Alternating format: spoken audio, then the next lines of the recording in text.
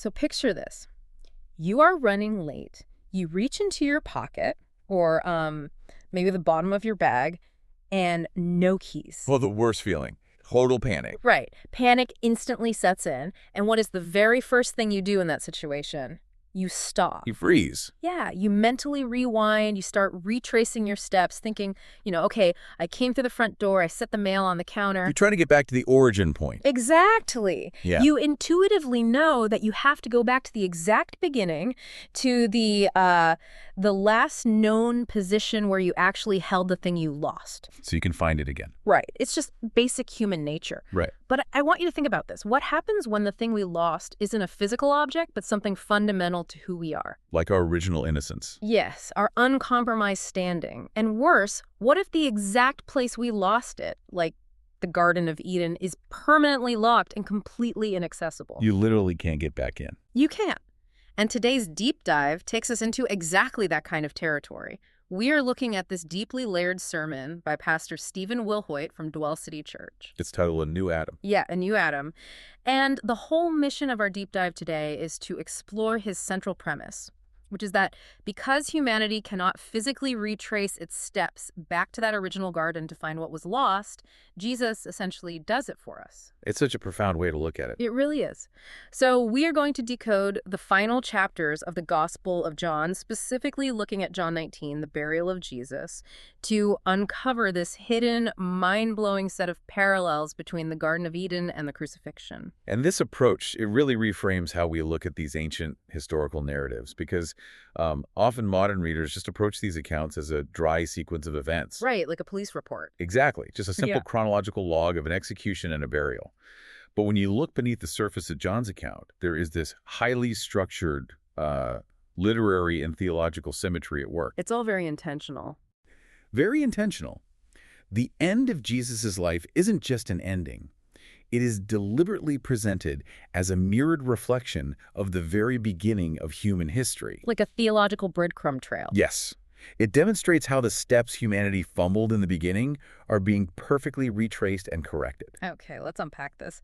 Because before we can fully grasp the mechanics of what was accomplished or how those steps were retraced, we really have to look at who actually showed up to participate in this moment. The human element is crucial here. It is. The narrative zeroes in on two specific men, Joseph of Arimathea and Nicodemus.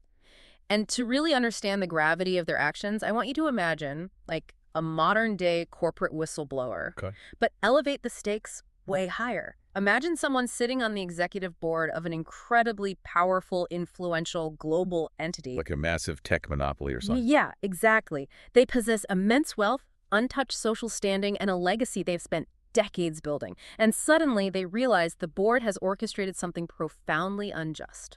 So they have to make a choice. Right. And to step out of the boardroom and publicly oppose their peers is absolute career suicide. Oh, yeah. It means risking their wealth, their social network, and quite possibly their freedom. They are effectively torching their entire life's work. It's a total burn down. And that is the kind of leap Joseph of Arimathea is taking here. Well, the historical reality of the situation actually makes that whistleblower analogy look tame, to be honest. Right. Tame. Yeah, because Joseph wasn't just some wealthy bystander who felt a sudden twinge of guilt. He was a prominent sitting member of the Sanhedrin. And for anyone unfamiliar, what exactly is the Sanhedrin? So the Sanhedrin was the supreme religious and political council of the Jewish people in the first century. Wow. Yeah, this was the exact governing body that had just successfully engineered the political maneuvering to have Jesus condemned to death. So he was literally in the room where it happened. Exactly. Yeah. Up until this specific afternoon, Joseph was a secret disciple. He kept his head down, protecting his assets and his life. But then he steps completely out of the shadows and goes directly to Pontius Pilate to ask for the body. Which, politically speaking, is just an insane risk. I mean, you don't just casually stroll up to the Roman governor right after a highly charged public execution and say, hey, can I take that state enemy off your hands? You really don't, because we have to remember what crucifixion actually was in that era. Rome didn't use it just to execute criminals. It was a message. It was a weapon of mass psychological terror. It was a giant billboard that basically said, this is what happens when you challenge Roman authority. Right, they wanted people to see it. Exactly. The bodies were often left on the crosses for days, specifically to humiliate the victim and terrify the public. So by stepping forward and asking to remove Jesus from the cross, Joseph is painting a massive target on his own back. He's associating himself with a condemned traitor. Yes, he is publicly abandoning his political clout, his influence, and his safety. And he isn't the only one risking it all. Because Joseph was risking his political neck, but he couldn't do the actual heavy lifting of a royal burial alone. No, it was a massive undertaking. Right, you literally couldn't manage what was required by yourself. Yeah. And this is where Nicodemus enters the picture. Another insider. Yeah, another ruling member of the council, another guy who previously only met with Jesus secretly under the cover of night. But now he's out in broad daylight. Stepping into the light. And he brings a mixture of myrrh and aloes to prepare the body. But the detail that is so crucial here, the text points out the sheer volume, 75 pounds. Which is staggering. It is. No, wait. 75 pounds of spices is practically luggage. You can't just sneak through the winding streets of Jerusalem with that without drawing a massive crowd. Definitely not. So that's not a secret donation. That is a public spectacle. It is a total spectacle. And the economic reality of that volume is just as shocking. If we calculate the value of 75 pounds of those specific imported spices in the first century economy, it equates to over 100 years of an average worker's wages. Wait, 100 years? 100 years. So this isn't just like a generous charitable write-off for a wealthy politician. Not at all. That is an entire lifetime of wealth, multiple lifetimes, really. An unimaginable fortune, completely liquidated and poured out in a single afternoon. It represents his life's work, his security, the legacy he spent his life amassing, just handed over. Wow. And Joseph matches that sacrifice with the tomb itself. He places Jesus in his own newly carved private tomb. Which was a big deal back then. A huge deal. In that culture, a rock-hewn tomb near the city was an ultimate status symbol.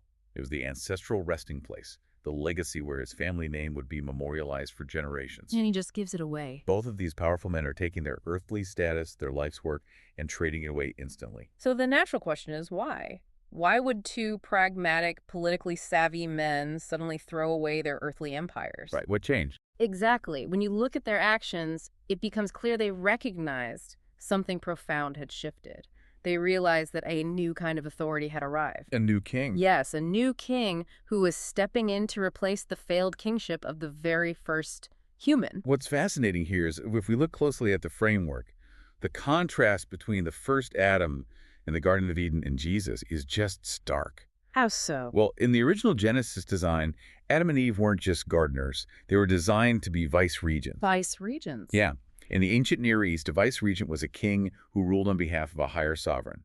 They were intended to have perfect dominion over creation, ruling it on God's behalf. Okay, but they obviously messed that up. They rebelled. They introduced corruption into their own nature, which meant they lost the ability to rule perfectly. Jesus arrives as the ultimate perfect king, the new Adam, who succeeds precisely where the first Adam failed. So Joseph and Nicodemus see this. They do. They recognize that their own earthly power, their Sanhedrin seats, their wealth, it's all utterly worthless compared to this new king. Okay, wait. I want to actively push back on something here, or at least ask a question. Sure.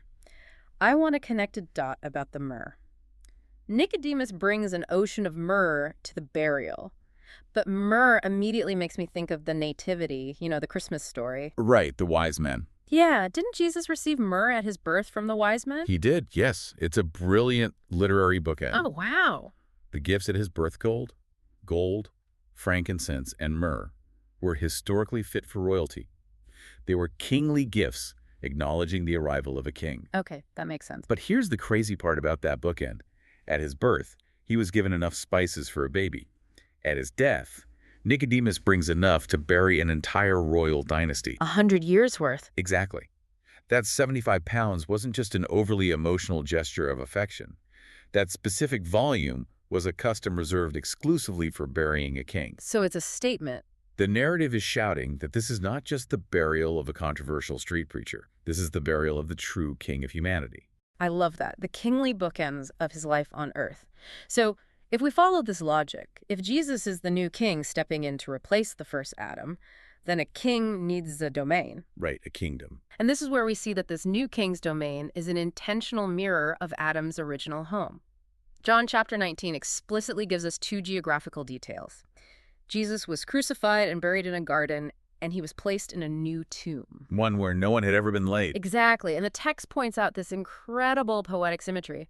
Just as Jesus was conceived in a virgin womb, he was buried in a virgin tomb. The theological weight of that setting is immense. The writer isn't just giving us a geographical pin on a map to satisfy historians. He is painting a picture of the recreation of Eden. The recreation of Eden. Yes. Later thinkers, like the Apostle Paul in 1 Corinthians 15, constantly contrast the first Adam, who was made of dust and brought death, with the last Adam, Jesus, who brings a life-giving spirit. Right. The idea in 2 Corinthians 5.17 is that anyone connected to this new Adam becomes a new creation. Okay, I have to be honest here. I am somewhat skeptical of this specific parallel. Really? How come? Well, I buy the kingly spices, and I buy the whistleblower risk. But comparing a first-century graveyard to the Garden of Eden feels like a massive stretch to me. Let's hear it. Graveyards are literal places of decay and death. Eden was paradise, the fountain of life. How do we bridge that massive gap? That's a really great pushback. And the key lies in the word new. John emphasizes it was a new tomb. There is no decay there yet. No death has touched it. Okay, I see. But as an untouched space carved out of the earth. In that sense, it acts as an incubator, the womb of a new creation. Think about what the original Garden of Eden represented before the fall. It was where God walked with humanity. Exactly. Yeah. It wasn't just a botanical park. It was the dwelling place of God on earth. It was the intersection of the divine and humanity. And then we lost it. Once humanity lost that access, they spent centuries trying to symbolize it. In later Israelite history, the inner sanctuary of the temple, the Holy of Holies, where God's presence supposedly dwelled, was guarded by a massive veil. The temple curtain. Right. Do you know what was embroidered all over that thick curtain? Let me guess. Pomegranates, trees, Hmm? cherubim. Basically garden imagery. Exactly. It was a visual barricade, a constant giant woven reminder that said, this is the garden of God's presence, and you are locked out. Man, that's heavy. But now, fast forward to this Friday afternoon in Jerusalem. God's presence in the person of Jesus, the perfectly righteous man, is physically back in a literal garden. Oh, wow. He has fulfilled all the requirements to be there. The steps are being retraced. The ultimate human is back in the garden. That makes the newness of the tomb make so much more sense. It's a blank slate. Precisely. But if we are mapping this new garden onto the original garden from Genesis 2, there is one absolutely critical element from that first story that is still missing. We have the new Adam. We have the new Adam and we have the new garden. But in the original story, Adam wasn't alone at the end. Right. Here's where it gets really interesting. God realized it was not good for man to be alone, so he created a bride. The creation of Eve. Let's remind everyone how that happened. God put Adam into a deep sleep. And while he was completely under, God opened up Adam's side, took a rib, closed up the flesh, and fashioned his bride from his side. That's the Genesis account. So how on earth does a brutal Roman execution map onto that incredibly specific ancient creation sequence? If we connect this to the bigger picture, this is where we reach the most profound conceptual leap in the entire framework, the ultimate aha moment. Okay, lay it on me. Look at the sequence of events on the cross. Jesus dies. He enters the ultimate deep sleep. And while he is in that sleep, what happens? A Roman soldier comes with a spear to confirm he is dead and pierces his side. Out of his side flows blood and water. Just as Adam's side was opened in his deep sleep to create his bride. But here is the critical mechanical question, though. How does a mixture of blood and water become a bride? I mean, in Genesis, God literally builds Eve out of the physical material taken from Adam's side. How does blood and water build the church? To understand that, you have to look at how ancient people understood the biology of birth and how the early Christian community understood covenants. Okay. Think about how human life naturally enters the world. Through the breaking of water and the shedding of blood, it is the literal biology of birth. So it's biological imagery. The narrative is using physical biology to signal a spiritual birth. Early listeners would immediately recognize blood and water not just as biological elements, but as the two foundational elements of starting over, what we now call the sacraments. Baptism and communion. Precisely. Water represents baptism, the washing away of the old, broken self, and the regeneration of the soul, like it talks about in Titus 3. And the blood represents communion, the new covenant, the sacrifice that covers the rebellion. Later writers in Ephesians 5 constantly talk about Christ cleansing the church with water to present her as a spotless bride. I see the connection now. Just as Eve was physically pulled from the side of the first Adam, the church, this new community of humanity, is birthed through the spiritual elements flowing from the pierced side of the new Adam. That changes the entire way you visualize the crucifixion. It's not just an execution, it's a birth scene. A completely new beginning. Out of the side of the first sleeping Adam came the first bride. Out of the pierced side of the sleeping new Adam comes the cleansing elements that birth the new bride. It's incredible. And if you zoom out, in that first pristine Garden of Eden, there were ultimately only two people, Adam and his bride. And in this new garden, this new spiritual reality birthed from the tomb, there were only two entities, Jesus and his church. It is a stunningly complete parallel. And the underlying premise here is that we don't need to despair over our inability to find our way back to the innocence of that first garden. We don't have to retrace our steps. No, you don't have to somehow manufacture your own purity or endlessly search for keys you lost centuries ago. The new Adam walked the path. He entered the new garden, endured the deep sleep, and biologically and spiritually provided everything necessary to prepare his bride to be with him. So what does this all mean? Bringing all of this ancient history and theology down to the ground, how does this land in your lap today? It's a very challenging application. It is. Pastor Stephen ends his sermon with this highly practical, almost uncomfortable challenge.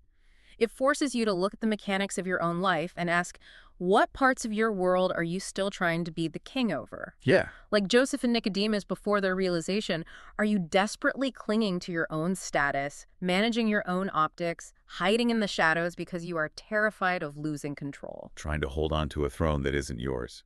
Exactly. Are you spending your energy frantically trying to construct your own perfect little garden? You know what I mean?